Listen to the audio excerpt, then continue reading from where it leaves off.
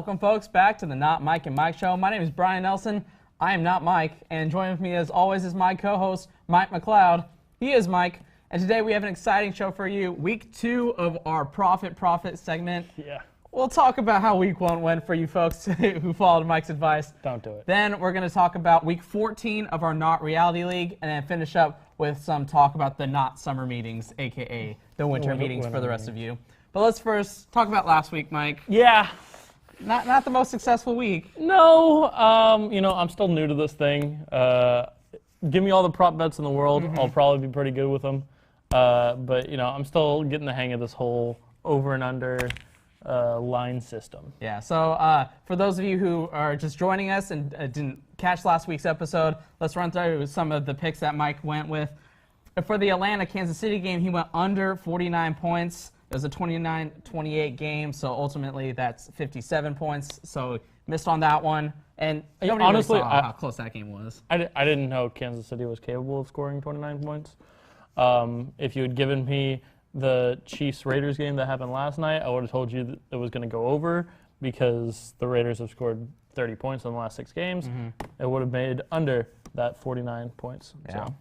And the other games that Mike picked, he picked Houston plus 6.5, and they ultimately lost by 8. So just missed out on that one. Yeah, just missed out on that one. But the one game he did get right, Tampa Bay, San Diego, 2 really offensively focused teams over the 47.5 points that were given.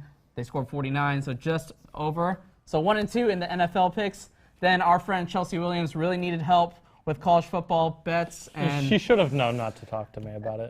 unless the Penn State game, she put all her eggs in that basket. That was the one game Mike got right, with Wisconsin getting 3 points.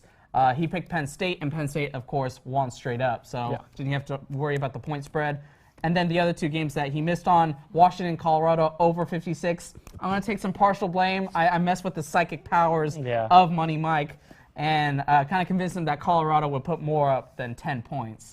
I've said my entire life that I think Colorado doesn't deserve a college football team to be in the Pac-12. They should be a Division II school. Colorado being number 8, I thought was egregious. I should have gone with my gut and said go under or just any sort of point spread for Washington. I didn't listen. And the other game is Clemson, Virginia Tech, a lot closer than the 10 points that were given to Clemson, so did not cover that as well. But the one prop bet that we did get a result on. Undefeated in prop bets.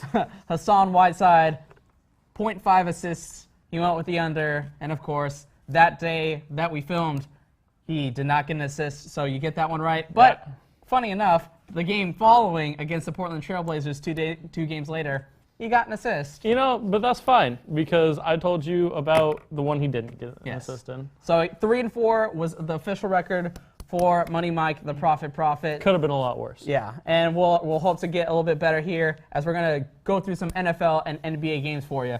We're going to start first with the 2 worst games on the docket for the NFL. Cincinnati and Cleveland, Mike. Cincinnati's getting minus 5.5 points. It's in Cleveland. How do your psychic abilities predict that awful game will go? Somebody dies. No, I'm actually, believe it or not, this is probably going to come back to bite me. I'm going to take Cleveland plus 5.5 just on the fact that Cincinnati is 0-5-1 against the spread when they're on the road. Even though Cleveland hasn't won a game, they're 3-9 against the spread. So, I think it'll be a close game. I know that I don't really want it to be because it's Cleveland and I lambast them all the time. But Cincinnati played the Eagles well. Maybe as much as you can call it a trap game, maybe Cleveland's a game that you look past. I don't know. But I'm going to take Cleveland plus 5.5, probably like a 24-20, and you end up with a win in the books. And if you're watching Cincinnati and Cleveland, you have a gambling addiction. You should get that checked out. Yeah. All right, next, the awful game number 2 on the NFL schedule. My San Francisco 49ers and the New York Jets, Jets, Planes. The Jets and the Niners are getting 43.5 points combined for the over-under. Mike, how do you see that one coming out? Man, I really didn't like that you chose these games. That's my role on the show. I make your life difficult. So an average of 22 points for a team gets you over, right? Mm-hmm. I don't think that either of these teams are. I mean, it depends on which Colin Kaepernick shows up. Because if it's the one that scored me 38 fantasy points, then they're going to go over by a mile. But if it's the one that showed up that got benched for Blaine Gabbert in the second half, that put up 2 fantasy points for me, then it's going to be under. 1 completion against the Chicago Bears. 1 completion. For 4 yards. He got dogged by Matt Barkley. Yeah. We're going to get to that later because I definitely did pick San Francisco to win that game. I'm just going to go under. I think that both these teams, we have Bryce Petty starting the rest of the year. Yeah. Take that as it is. Yeah. I think it's just going to be, if it's cold this weekend at all, I think is it in San Francisco or is it in New York? It's in San Francisco. It's in San Francisco. There is a storm coming through this area. If that lasts through Sunday, the ball's going to be slick. It's not going to be fun. I'm going to take the under 43.5. The Bryce is wrong. That's all I got. 2 more games. We'll go to the more competitive games on the NFL schedule. We'll start first with Seattle at Green Bay. Seattle's getting -3 points. So you talked about how on the road is really like that 3-point swing. So maybe a touchdown favorite in Seattle. And that's why I'm actually going to go with Seattle -3. I think they're just the much better team. Even though Green Bay really week to week is fighting against elimination, which they did last year, and there were 3 Hail Marys at the end of games to win games. This will probably end up being a bad beat on my part, but I'm going to take Seattle -3. I think their defense is just good enough to keep Green Bay at Green Bay. That was a bad pun. I see what you did there. Yeah. Seahawk. I'm out of things to throw. Yes, so. Dallas and Giants. Let's just move on to our last NFL game. Over under 47.5 points combined for these 2 top teams in the NFC East. How do you see it? Yeah, I actually really like the over 47.5 on this one. The Dallas Cowboys are looking to avenge their only loss on the season. Odell Beckham Jr. has been saying for 3 weeks, wait till we play the Cowboys again. It's going to be fun. I expect a lot of highlights, a lot of great catches, a lot of running yards for Ezekiel Elliott. Thank God. I think there's going to be a lot of points scored in this one. 24 for each team gets you the over. I think this game is going to end up in the 30s. So there you have the 4 games that Money Mike, the Profit Perfect, has predicted. Now let's shift over to the NBA. The hardwood, Dallas and Houston, they're getting 207 points combined. Over under 207 for the 2 Texas teams. I'm going to go over the 207. The Houston Rockets are, I forget the exact record, but they're something like 15-8 against or over to under, and it's just because they score a lot of points, man, and they also give up quite a lot of points. So I think 207 is actually rather conservative. I think Houston could score 115, 120 by themselves, leaving Dallas, if it's 120, they only have to score 90. They could get blown out by 30 points and still put up a over score. And really, it's just the pace of play. Like you said, Exactly. Mike D'Antoni doesn't preach defense whatsoever. No. It's just going to be constantly scoring up and down. So 207, that's pretty low for the type of game that the Houston Rockets play, which is why they're so good with the over compared to the under. Now we're going to go to the spread system for the next 2 games, Portland and Indiana. Indiana's getting -1 point, so pretty much a pick'em game. Mike, how do you see that one? I like Portland to come out and kind of dominate this game. I know that they haven't been really the spectacular team that everybody thought they were going to be. 2K has definitely overrated them, but I think that you have a Portland team that just needs, I mean, as much as you can need a game in December, Portland needs to do well in this one. It's on the road in Indiana. Indiana just got back from a long road trip to the West Coast, so they say that first home game back kind of feels like a road game.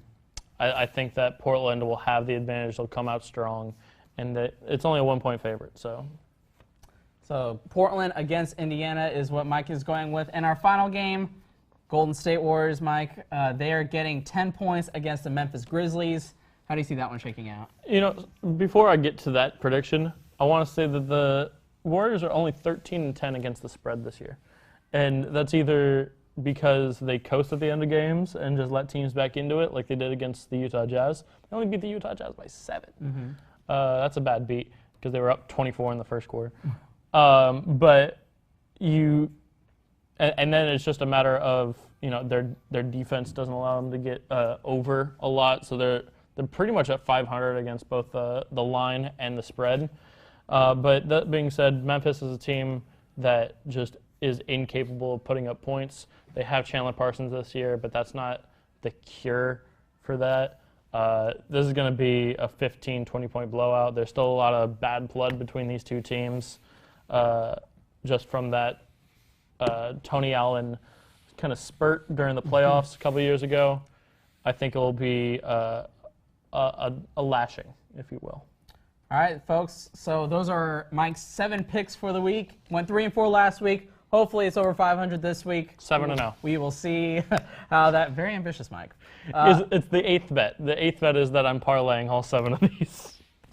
All I'm right. just kidding. When we come back, we will discuss Week 14 of the NFL season with our Not Reality League. So stick with us, and when we come back, we'll talk about that. Why do I mess up these outros so much?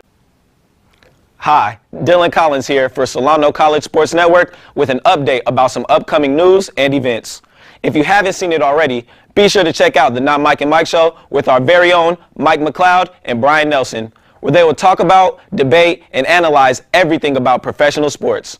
A show will be posted every week on our Facebook page under Solano College Sports Network and our website, solanosportsnetwork.net.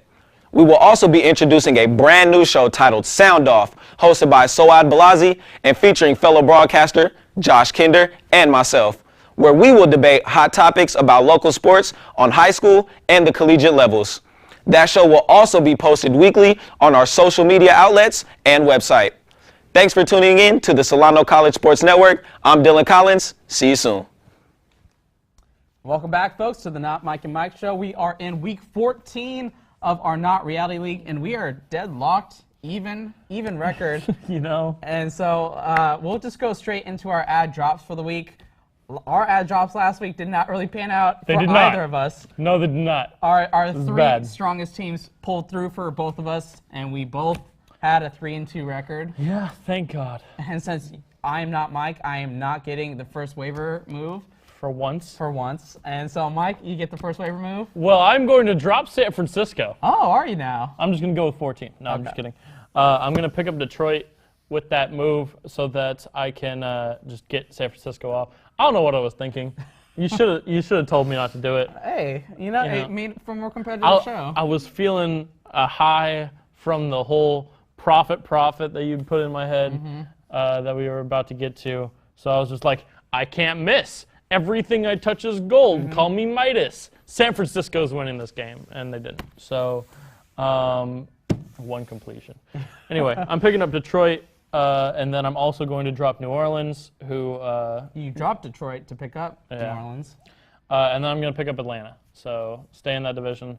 Both of the teams I'm picking up, Detroit and Atlanta, play cream cake opponents. Yeah. So... It's 2 moves I definitely was looking forward to making myself, as I have 3 teams that I needed to drop because Tennessee was on bye. So I'm dropping Tennessee, not picking up anybody. So now I have 5 teams. And the 2 moves I'm making, I'm dropping Philly, who laid an egg against Cincinnati. Thank you, Carson Wentz. An eagle egg. Yeah, and it was just awful. So I'm picking up another awful team, Minnesota, but at least they play a worse team in the Jacksonville Jaguars, so I feel a little bit. It's gonna be real funny when Jacksonville loses. Yeah. Or when Jacksonville wins. I'm pretty confident about it, but I wouldn't be surprised with the way my season's going that the Jaguars somehow fix everything for this one game against Minnesota. And the other team I'm dropping is the Miami Dolphins. They also were not very good last week, and I'm picking up the Cincinnati Bengals, who creamed the Philadelphia Eagles, and they play the Browns, which we talked about last segment. You're welcome. So now let's go to most confident, least confident. I'll start first. New England over Baltimore. It's a game in New England in December. it's a tough place to play. Even though Baltimore, they were the team that beat Miami last week. They looked really good. Flacco threw for 4 touchdowns. But against New England... You can't spell elite without Flacco.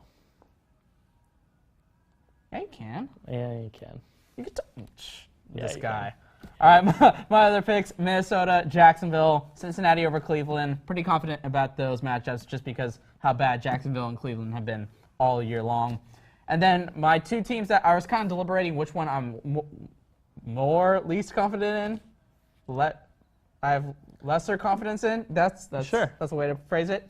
Denver over Tennessee. I just have a little bit more confidence in Denver. I haven't really checked if Paxton Lynch or Trevor Siemian are back, Yeah, so that it's might very be questionable. a talking point. Be a little bit. I can't believe I'm saying this. More confident that Trevor Siemian's in there than Paxton Lynch.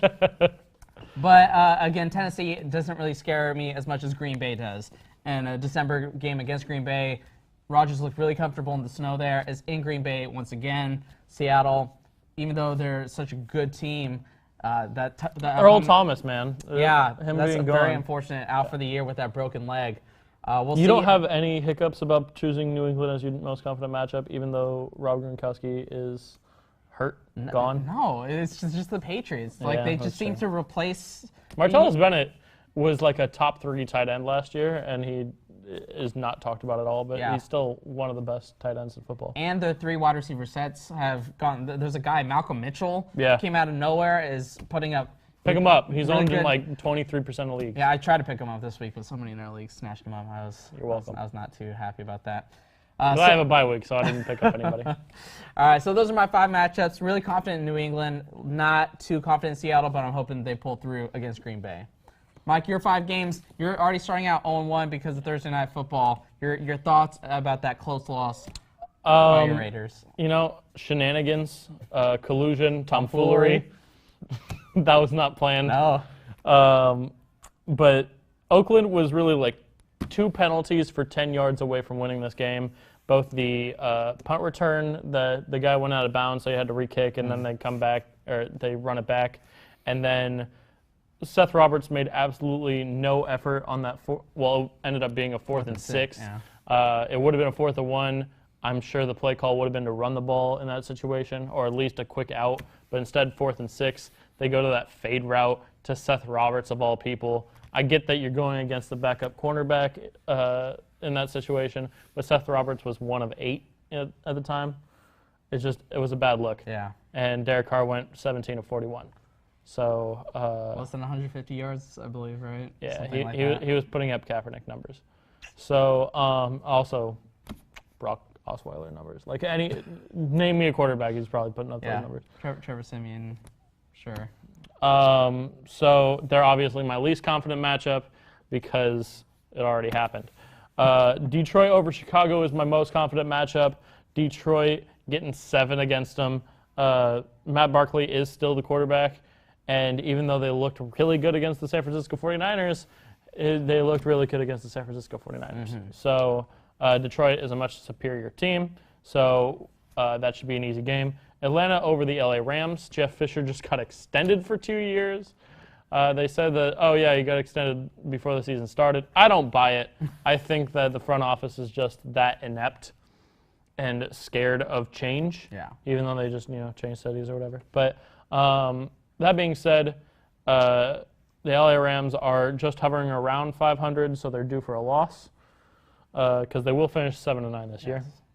So Atlanta's going to win that game because they need to, because they are now in a virtual tie for that first place in the division with my Tampa Bay Buccaneers. Dallas over the New York Giants is my third place matchup because it is just a rivalry game that the Giants have been looking forward to for a while. So you never can quite tell what's going to happen. I think Dallas is going to win, but I wouldn't be surprised if anything. I'm not locking it in, bringing it to the bank. Stone cold lead pipe lock? No. Yeah, no. It's a lukewarm aluminum foil. Yeah, sure. Don't put it in the microwave. Okay. Pittsburgh over Buffalo. It's cold in Philadelphia. That is a fact. Or in Pittsburgh Or and Buffalo, in Buffalo. It doesn't matter. It's cold. is bad. The cold weather seems to affect less mobile quarterbacks more. Expect there to be a lot of run game. I know it's Le'Veon Bell, but it's also LaShawn McCoy. And so it's going to be a fun game, and I'm excited to see how it ends, but I wouldn't be surprised if Pittsburgh loses this one. So there you have it, Week 14 in our Not Reality League. We are in a dead tie right now, so only a couple more weeks left to try and see. What happens if we tie at the end of 17 weeks? That is a good question. We'll talk about that later. So when we come back, though, speaking of the cold, the not summer meetings are underway in the Major League Baseball, and some moves have been made, especially by my Red Sox, that we will talk about when we come back right after this. If you have an interest in a career in sports broadcasting, whether it's behind the scenes or on camera, then this is the class for you. Class is held every Wednesday from 1:30 to 4:30 in room 121 alongside the library building. For more information, contact Greg Poff. That's me at solano.edu. we hope to see you here next semester. And remember, it's more than just sports. It's an education.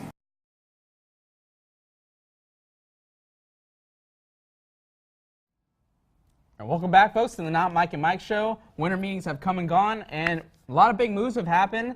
We're going to start with my Red Sox because, you know, we're homers. Sure. And so we'll eventually get to the Giants. Exactly. So Chris Sale traded to the Red Sox. Now, if you're been a consistent watcher of the show, I've been calling for this since way back to the trade deadline. I was hoping the Red Sox would get him, but finally. Well, and we'd been talking about, you know, the Bryce Harpers, the Mike Trouts, and the Chris Sales of the world that will continually be in a position to be the best player at their position and not win a title. And I think moving to the Red Sox really solidifies an opportunity to win a ring. Because Sale is obviously slotted as the #1 ace of that staff, even though David Price on like paper and by contract is the highest paid. Did he even win a game for you last year? And not in the playoffs, I don't believe. But Price at least he led the league in innings pitched, but in terms of like ERA, strikeouts, was just kind of like middle of the road. He's solid, and obviously as a first pitcher, he was okay and serviceable, and obviously got the Red Sox to the playoffs. But you slide him down to that #2 role. Now Price is going to be on even par, probably going to beat most of the other twos in the AL. And then you have the AL Cy Young winner, Rick Porcello, as your third starter. Won 22 games. 22-game winner. He led the league with strikeout to walk ratio at over 5 on that statistic. And then you have the knuckleballer Stephen Wright. You really just slide everybody into a more advantageous position for that entire pitching staff. 2 for 2 on that. And you give up the #1 overall prospect in all of baseball, Yoan Moncada, who I was anticipating kind of being that person to fill that third base hole that Pablo Sandoval really never did with that big contract. Speaking of him, he looks good, man. Does he? He lost like 150 pounds or something. He looks like he lost an entire fat man. Yeah, yo-yo diet for Sandoval. It'll be back before spring training, but it's fine. But yeah, you anticipated him and Bogarts being that left side, but with Bogarts being so young, Moncada is a position player that can be traded to get an ace like Chris Sale. You also give it the #30 overall prospect in pitcher Blake Kopech, and so you also give up a couple low A prospects who the White Sox hope can one day be something, but those are the two main pieces the White Sox get in that Chris Sale trade. But the White Sox weren't done there. They traded outfielder Adam Eaton to the Nationals after the Nationals were in talks to get Sale. They didn't end up getting him, but they traded some of the prospects that they were talking about to get an Adam Eaton. Yeah, they're like, all right, we'll give you this guy, and this guy for Chris Sale. And they go, no, we just shipped him off.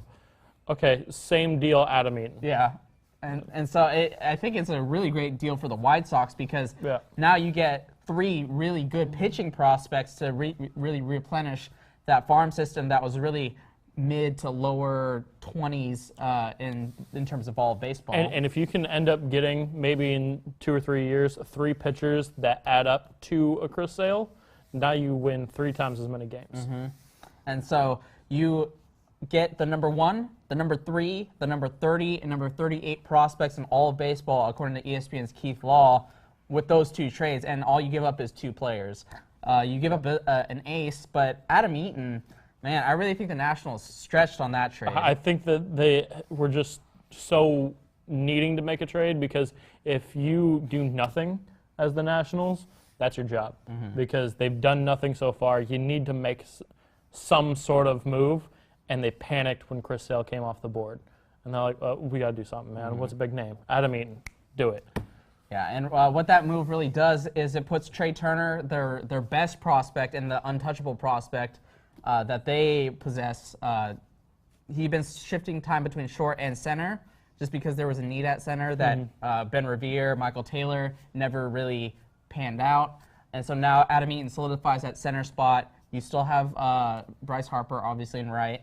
Left, I'm not sure if Jason Worth is still under contract with them, maybe one more year. You can get something out of him in left, or you can platoon. Hey, you have a strong outfield Yeah. with the addition of Adam Eaton. And he solidifies that leadoff position as well, because that was a position that's kind of a rotating door for the Nationals as well. I don't know why they didn't just, like, I know Bryce Harper is, like, the guy, and he can hit for power, but, man, if you put him, like, put Mike Trout in the leadoff spot and let him do work. Put Bryce Harper, put your best foot forward, have him be the table setter. I don't know. I'm probably wrong. People are probably listening. This guy doesn't know what he's talking about. How's he going to drive in runs with, but yeah. Score a lot of runs. The pitcher can hit.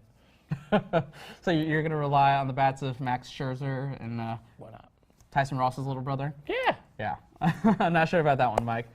So another big move that happened, it was with the closers. Aroldis Chapman goes from the world champion Cubs back to the New York Yankees. So I called that, man. I said that he was going, as soon as he got traded to the Cubs, I said, Yankees are getting everything back. They're getting all these prospects plus Aroldis Chapman back at the end of the year. So really just a 6-month rental.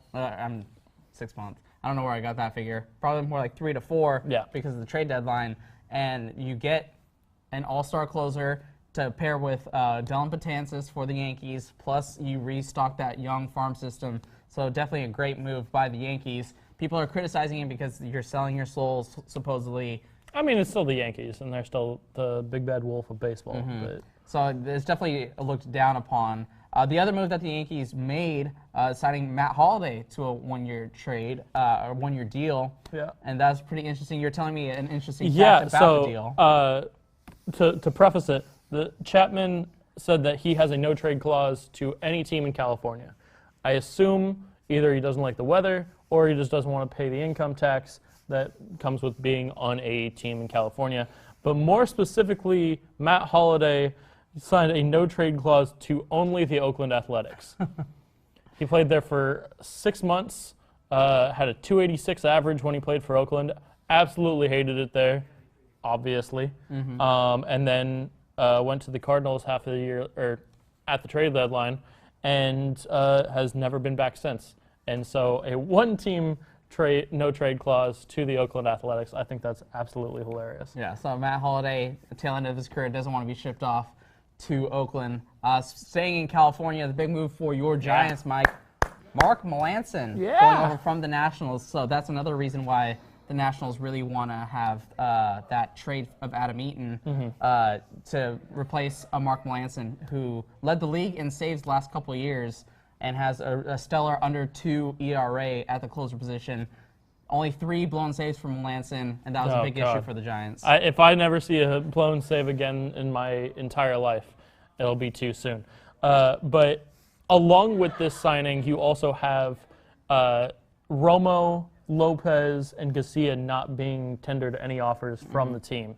They're already over $200 million in their payroll. They really, I guess they could. They're printing money hand over fist, but they don't want to re-sign those 3.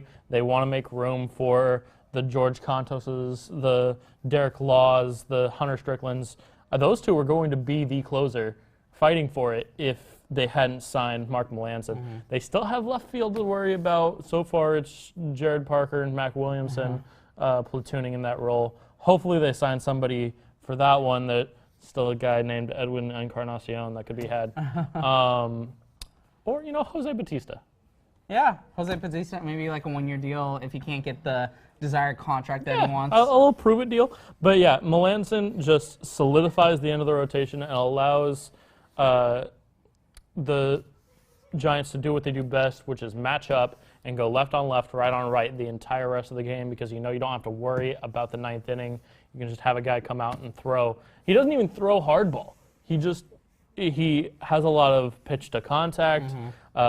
Obviously a great defense in San Francisco. You got, 3 Gold Glovers in that infield? Yeah. And then Panic, Posey. Yeah. And then Belt, he's not too shabby. He has like a 98% fielding rate. So there's a lot you can do with that. He only averages 15 pitches an inning, which is exactly where you want to be. So, Melanson's looking good. And hopefully it doesn't turn into the Jim Johnson signing that the Oakland Athletics had a couple years ago. Exactly. But, you know. One can hope. Yeah, exactly. We'll stay in the division with the Colorado Rockies. We talked about how good the move is for the Giants. I read a report about how awful the Rockies management was for signing Ian Desmond to a 5-year, $70 million contract. This time last year, Ian Desmond couldn't find a job. He had to take a 1-year flyer, like we talked about Batista, a 1-year show-me contract. He took that with the Rangers and played center field for a little bit, and that was an interesting experience. But they are signing Ian Desmond to play first base, which he's never played in the majors. I mean, it's not like you have to do a lot when you're first base. You just have to put your foot on the bag and catch. Yeah. But I don't know. Like, Desmond's not really the guy that you're supposed to just shove into first base. You usually reserve that for a power hitter that can't. Like, if David Ortiz couldn't play. If he played in the National League, he'd be a first baseman. Yeah. Because you can just shove him there. He doesn't have a lot of range. You don't need it. Ian Desmond is still technically a middle infielder by trade. If anything, you put him in the hot corner at third. Putting him at first wastes half of his ability, and he's not like, I know, but he's not exactly like the offensive prowess that you normally associate with a first baseman. Which is why it's so weird, because they have Nolan Arenado at third, and then you have Trevor Story, who got hurt midway through the year, at short, and then DJ LeMahieu, who was the batting champion in the NL, as your 3 pieces on the infield. Why do you need to sign Ian Desmond for 5 years, $70 million? It's just another guy, theoretically, that can get you a lot of contact. Maybe he's like the 2-hitter. I don't know. I thought he was going to retire. It's just very confusing because 5 years. It was coming off the heels of them signing Gerardo Parra to a really big contract for 4 years, $50+ million. And then they have Charlie Blackmon, Cargo, and then their rookie David Dahl, who was one of their biggest prospects in all of baseball, as their 3 outfielders going forward. And they're actually looking to trade Blackmon as a result of this to try. I've heard reports of them trying to get Marcus Stroman for the Toronto Blue Jays because they're losing Batista. They're looking for an outfield bat, and Blackmon had a career year last year. So that's something to maybe look for outside of the winter meetings. All right, another team, we talked about Chapman earlier being lost from the Chicago Cubs. Cubs have lost another player to their biggest foe. Dexter Fowler went to the from Chicago to St. Louis, and will now be center field for the St. Louis Cardinals. I don't know. That one hurts. I think Dexter Fowler did a lot for you. But I guess when you play in Chicago long enough, as soon as you win that ring, there's really nothing. You've won. You've beaten Chicago. You've beaten that level. It's time to move on. And you get that security of a 5-year deal. Exactly. When Fowler in his mid-30s or early 30s, by the time the contract's up. It's his last big deal. He has his ring. Now it's time to enjoy the money. The cards are the cards, so you're still going to be in the playoffs at least every other year. So you're still going to play a lot of baseball. It's going to be a lot of fun. You get to have people hate you again. It's going to be a fun experience. And I really think that lineup too really benefits from it, because you have Matt Carpenter be your leadoff hitter a lot of the time for the Cardinals. But you slot Fowler in there at the leadoff position, put Carpenter behind him. Oh, yeah. And much better. Now that really is the 2-hole. Carpenter is much more beneficial for a lineup there in front of your power hitters if you're St. Louis. And then the last move that we're going to talk about, the Chicago Cubs making, was actually a trade. They traded Jorge Soler for Wade Davis as they lose Chapman, so they need to get a closer, and you get a heck of a one in Wade Davis. Wade Davis, yeah. I mean, not really much to talk about there. I mean, it's pretty straightforward. If you've watched any baseball in the last couple of years, you know about Wade Davis, and obviously you know about Aroldis Chapman.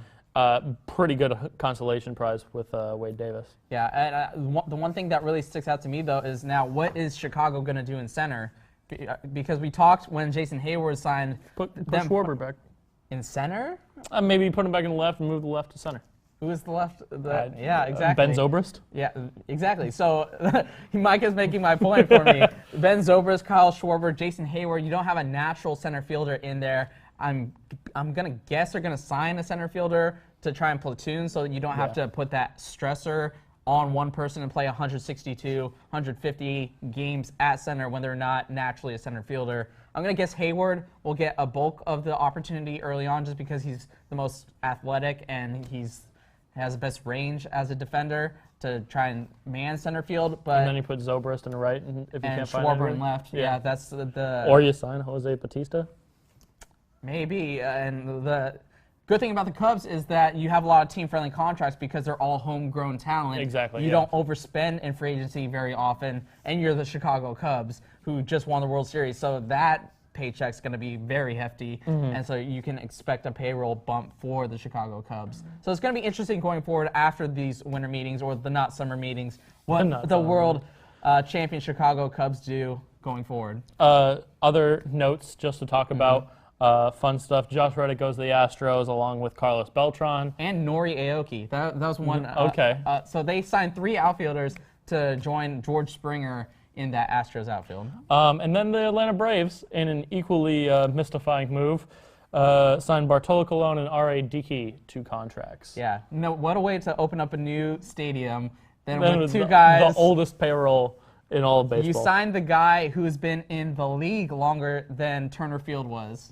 In Bartolo Colon. Bartolo Colon debuted before Turner Field ever was a thing, so he outlasted Turner Field in Atlanta. So that's the way the Braves. Well done. Lifetime Achievement Award. Congratulations, Bartolo Braves. Colon. Big and sexy. the Colon family for that wonderful honor. I would love Colon to be the opening day starter now. Oh, he has to be. Yeah. That's the only way this makes sense. Yes. So I'm going to look forward to that in late March, early April. So thank you, folks, for watching the Not Mike and Mike show. I'm Brian Nelson, not Mike. Mike McLeod, he is Mike, and we'll see you next time.